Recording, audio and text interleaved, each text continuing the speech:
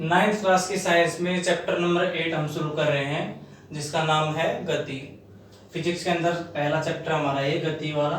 तो सबसे पहले हम गति को देखेंगे, गति क्या होती है। जब कोई वस्तु समय के साथ अपनी स्थिति को बदल लेती है तो उसे हम गति में कहते हैं। अगर कोई वस्तु जैसे एक पॉइंट के ऊपर है, इसकी स्थिति ए है, अगर ये टाइम के साथ बी पोजीशन पे पहुंचती है तो हम कहेंगे जो ए पोजीशन थी, ए पोजीशन से चलकर बी पोजीशन पर हमारी वस्तु पहुंची है, मतलब उसने कुछ गति की है। तो उदाहरण हम देख सकते हैं गति का, आम आदमी का दौड़ना, बस या कार का चलना, झरने से पानी का गिरना, ये सभी हम एग्जाम्पल देख सकते हैं गति के। इसके अलावा अदिश राशि और सदिश राशि, ये क्या होती हैं? सदिश राशियां वो राशियां होती हैं जिनके पास केवल परिमाण या मात्रा होती है। परिमाण या मात्रा का मतलब है कि वो कितनी अमाउंट में हमारे पास है, कोई क्वांटिटी। जैसे द्रव्यमान होता है, मास जो होता है हमारा केजी में होता है, 1 kg, 2 kg, 3 kg। तो ये हमारे पास परिमाण है, इसकी मात्रा है केवल, इसमें दिशा का कोई रोल नहीं होता है।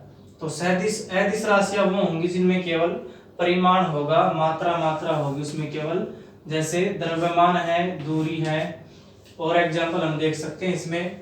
दूसरा सदिश राशि जो हमारी, उसमें क्या होगा, इसमें परिमाण भी होगा और मात्रा या परिमाण के साथ साथ दिशा भी दी गई होगी। तो अगर ये दोनों चीज हमारे पास है, परिमाण या मात्रा या दिशा, तो उस राशि को हम बोलते हैं सदिश राशि। इसमें उदाहरण हम देख सकते हैं बल और विस्थापन। बल और विस्थापन दोनों किसके उदाहरण हो जाएंगे हमारे पास? सदिश राशियों के, जिनमें दिशा भी होगी और मात्रा या परिमाण भी होगा। दूसरा, गति के अपोजिट विरामावस्था हम किसको बोलेंगे? विरामावस्था में कोई चीज कब होगी? जब कोई वस्तु समय के साथ अपनी स्थिति को नहीं बदलती है तो उसे हम कहते हैं वो वस्तु विरामावस्था में है।